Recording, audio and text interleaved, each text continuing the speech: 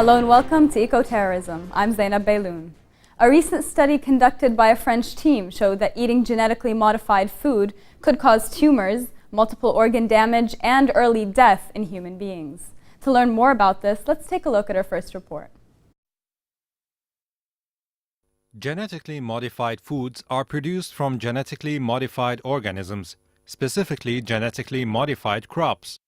While there is broad scientific consensus that food on the market derived from genetically modified crops pose no greater risk to human health than conventional food, genetically modified foods have been criticized on several grounds, including safety issues and ecological concerns, as well as assurances offered by biotech companies and governments.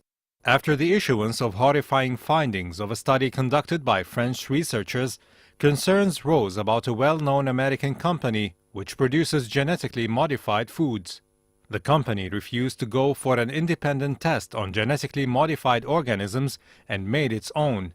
It also stopped investigations that were conducted 3 months ago to find no critical risk of any significant growth of tumors and death.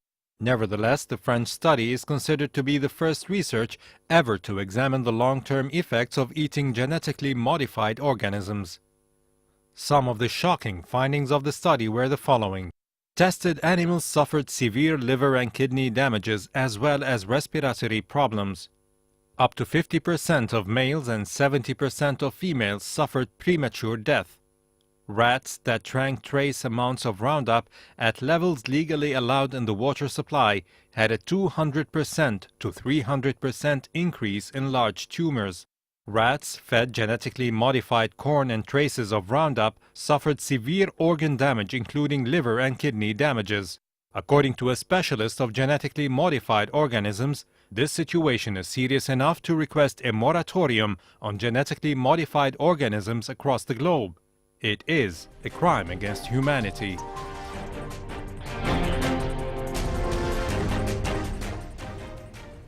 So today we have with us in the studio Ms. Oumayma Nadar, Managing Director of House of Chi and presenter of the Wellness Project. We also have with us by Skype Ms. Hoda Baraka, representing Arab World Communications from Greenpeace Mediterranean. So to start with, first, thank you for being here with us today. Thank you for having me. Can we start with a kind of general question about genetically modified organisms and the criticisms that have been leveled against them? What are they?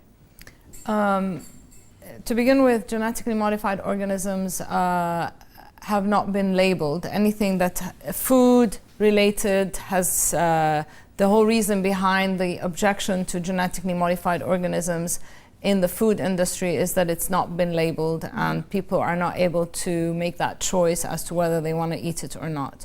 The other thing is that it affects everything, our health, and the science and research has been able to verify that it affects our health and our habitat and the ecosystem altogether. How exactly does it affect our health and the habitat and the ecosystem? There are certain products and companies in Monsanto, the main genetically modified organism company, Monsanto, through herbicides and pesticides, through chemical fertilizers, through genetically modified seeds that are being introduced into our agriculture, and we really don't know very much about them as to how they will affect our health, but they are certainly scientifically advising that these seeds, wherever they're planted, should not at all interfere with other seeds and organic farms because they can contaminate them, and yet they don't know how far the dangers can be and how far the contamination can be.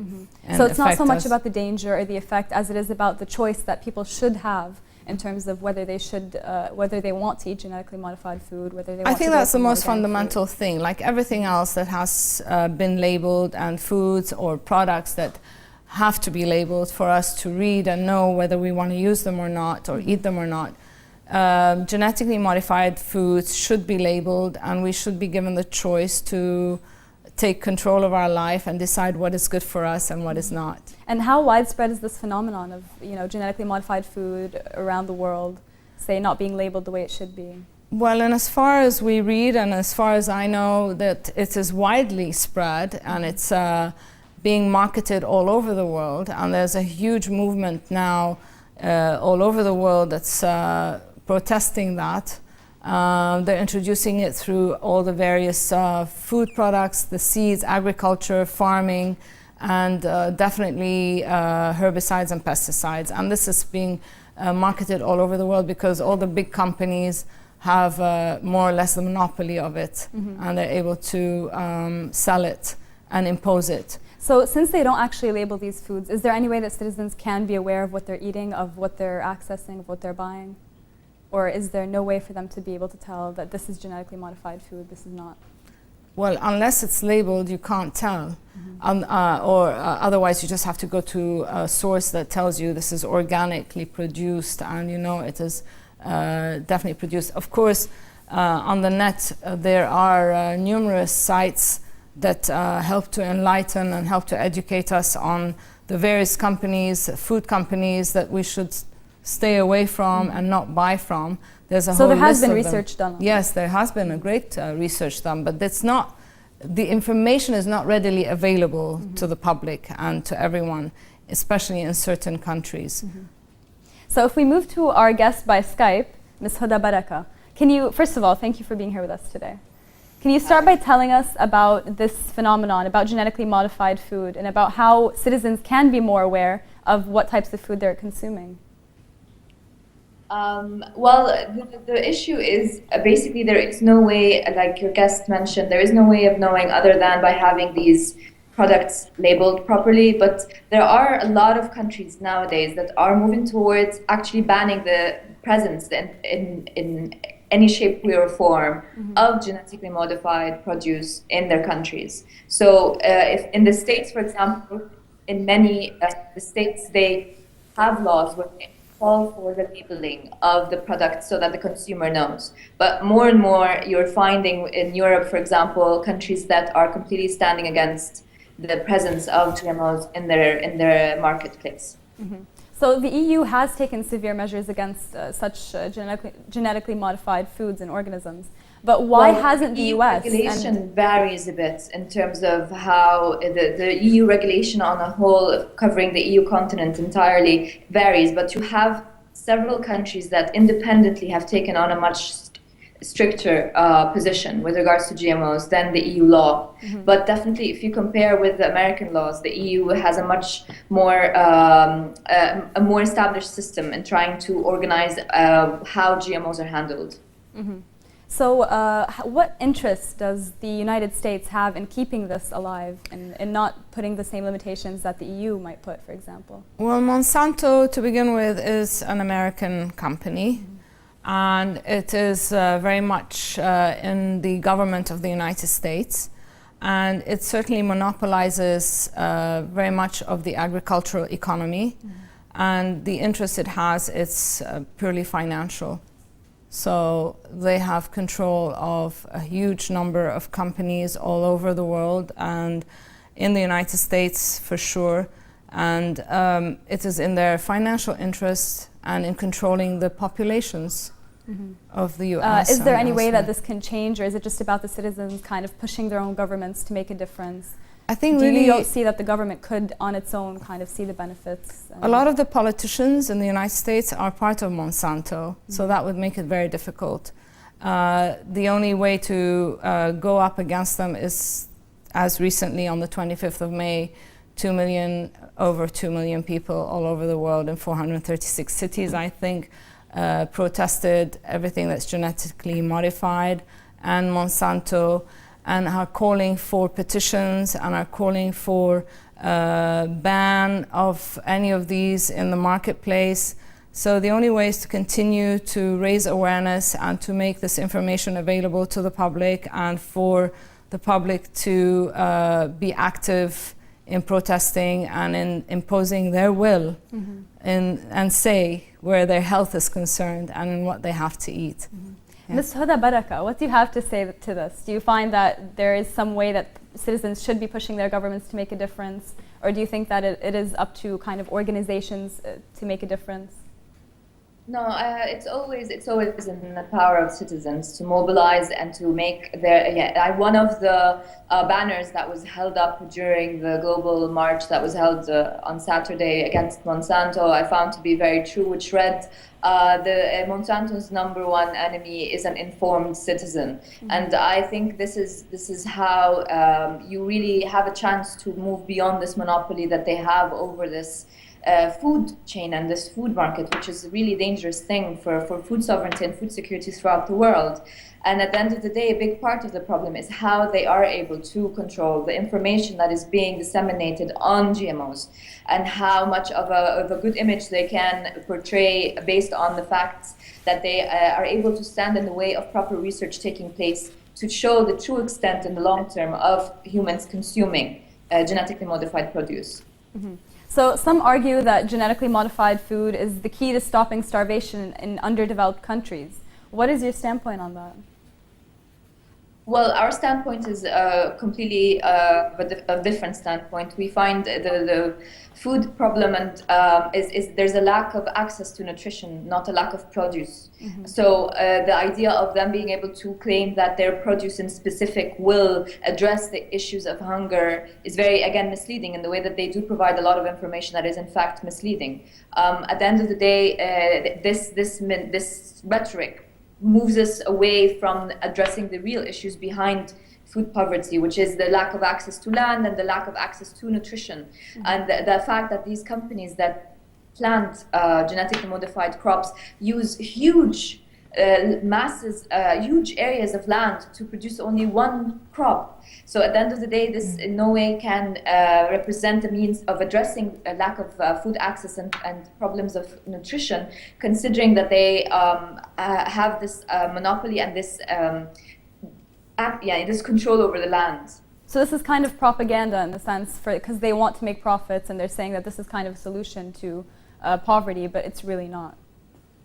Exactly, and they've used quite a few of these rhetorics to get people into this vicious cycle and like claiming the ideas that these provide economic benefits to farmers, when in fact it's proven to have been the exact opposite, where farmers find themselves in debt to companies like Monsanto after being forced to use their produce for a certain amount of time and not having the yield that is promised in return from the crops. So they find themselves having to they're still obliged to deal with these companies at the prices that are obviously high, and at the same time they're not making any profits, so they find themselves in debt and they enter into this vicious loop. And there's quite many scenarios where the claims that are being attached to these products have proven not to be true.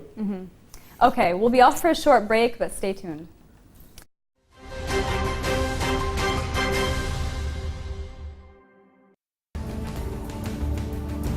The crisis of capitalism, the European impasse, the energy shortages, the emerging power of Asia, the economic power of the Arab world, the economic debate, informative, revealing, and progressive. It discusses the economic event of the world. Economic debate, where the numbers reveal the truth.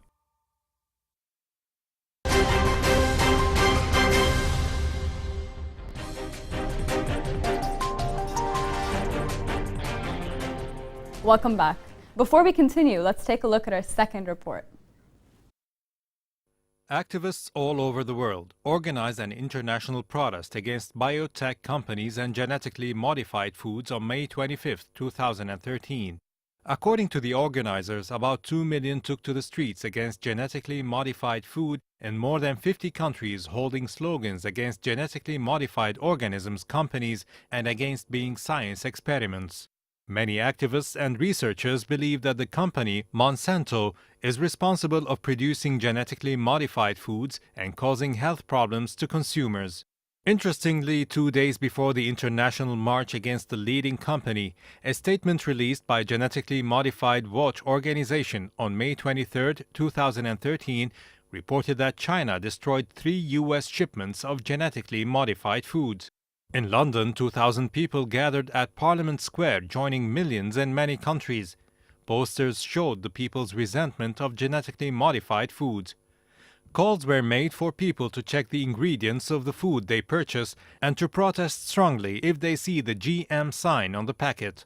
On the same day, hundreds of people in Los Angeles joined protesters across the United States to stand against seed giant Monsanto. Furthermore, and despite the political turmoil Egypt is facing, around 100 activists marched to the Ministry of Agriculture in Cairo to condemn the introduction of genetically modified food into the country. In India, dozens joined those international protests in several cities with mottos of "I don't want to eat a genetically modified product." The debate over genetically modified food has never stopped since the genetically modified technology was first commercialized nearly a couple of decades ago. Welcome back. So back to Ms. Oumayma, we would like to continue what we were discussing before in terms of, say we talk about the media's coverage of the protests against GM foods. What can you tell us about it? Well, as we may have noticed that on the 25th of May, when there was this huge worldwide protest going on, there was absolutely no mainstream media coverage on that, which really raised a big question as to why. This is a very humanitarian issue. It is about our well-being. It is about our planet's well-being. It's about all the habitat that are being affected by the Monsanto companies, the Roundups, and so on and so forth. And the question is, hasn't the media covered any of it? Only yesterday, for instance, CNN broadcasted or mentioned very briefly something about the protests that took place on the 25th all over the world.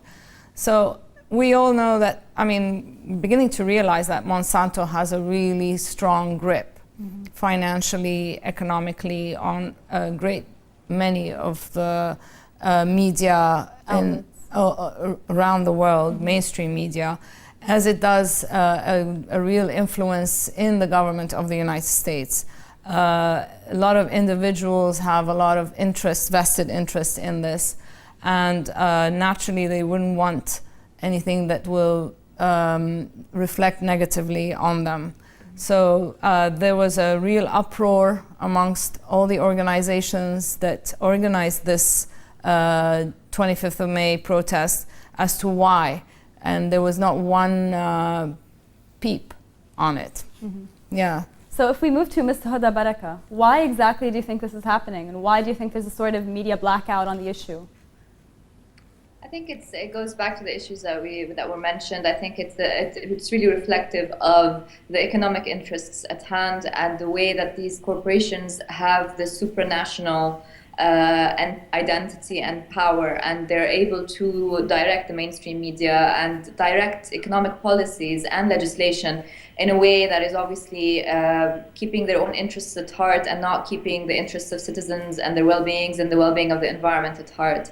A very clear example of that would be the Monsanto Protection Act that was recently signed in the US, which basically states that if it's proven to be at any point in time that one of the Monsanto's products have had, in fact, health problems or have led to health damages to humans, that it's not possible to present a case against Monsanto in the courts. So it's given Monsanto judiciary immunity to add on to all the other forms of immunity that Monsanto has in the form of political immunity and economic immunity.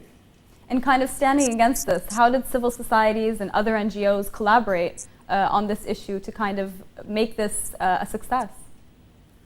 It's extremely important, something like what happened on the 25th of May, this idea of not just civil society within each country to stand together and to mobilize and to have a united stance and front and asking or blocking this inundation of GMOs into the marketplace. It's also very important for civil society to take a stance and to globally. So something like the 25th of May, which is now a recurrent event that is taking place year after year, is very important in creating this mass movement globally, because these corporations function at a global level. At the end of the day, their interests are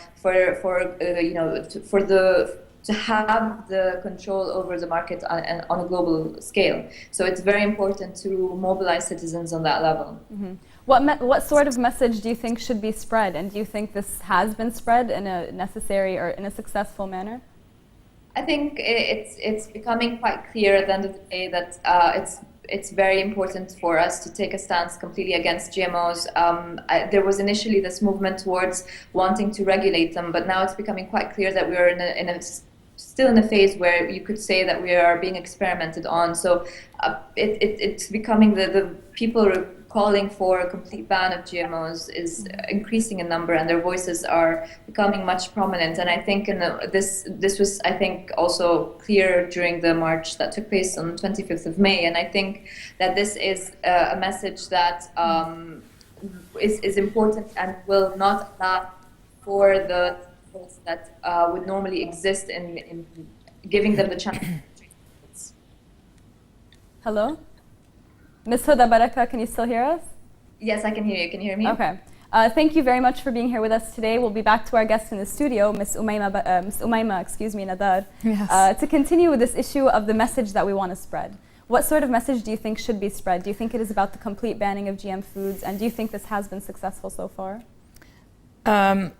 Maybe in some countries it has been. In certain countries of Europe it has been.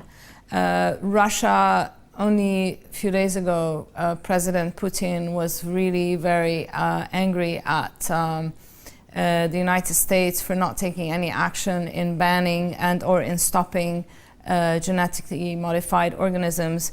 And he was directing it at them in the sense that they're not taking responsibility for all the damages that are happening to our habitat, particularly the bee population. Mm-hmm. You know, the bee colonies all over the world are dying in millions. And as per some research, they say that if the bee colony dies, that means we're next, mm-hmm. because it almost symbolizes the balance in our life and in our food.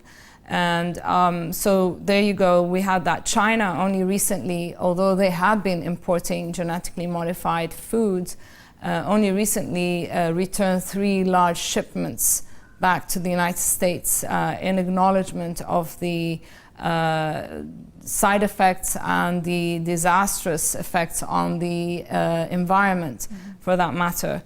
And I think the other thing that is really important in our part of the world, where we are not really well informed in general, and there isn't much action being taken in that sense, is that there should be a lot more awareness raised and a lot more coverage put in place by the media and by certainly attending and organizing events for people to realize the importance and the dangers, mm-hmm. The importance of banning and not importing any of these products into our part of the world, as they already have been.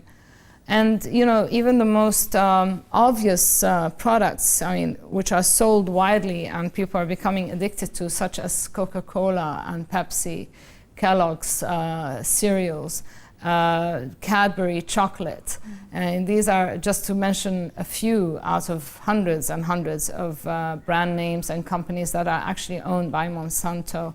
So labeling definitely to help people make the choice, a better choice for themselves. And more and more coverage, such as the program that you are doing here today. Mm-hmm. Very important. So what do you think is next, or what should be next? Continuity. What happened on the 25th of May is really fractional, mm-hmm. to what should happen more regularly, sort of, and more often, and building more and more numbers of people all over the world in this regard. And getting to a point where Monsanto doesn't have control of our life. Mm-hmm. Dr. Vandana Shiva, one of the most renowned activists against Monsanto, to quote her, said, if they control seed, they control food. They know it. It's strategic. It's more powerful than bombs. It's more powerful than guns. And this is the best way to control the populations of the world. So food is our livelihood. And once they have control of it and we don't take action on that, we become total slaves and prisoners to anything they throw and dish at us. Seems to be a very powerful end to our show today. Thank you very much for being here with us today. Thank you for having me here. Thanks to our guests in the studio, Ms. Oumayma Nadar, and our guest by Skype, Ms. Hoda Baraka. That's it for today. This was Eco-Terrorism, and I'm Zainab Beyloun.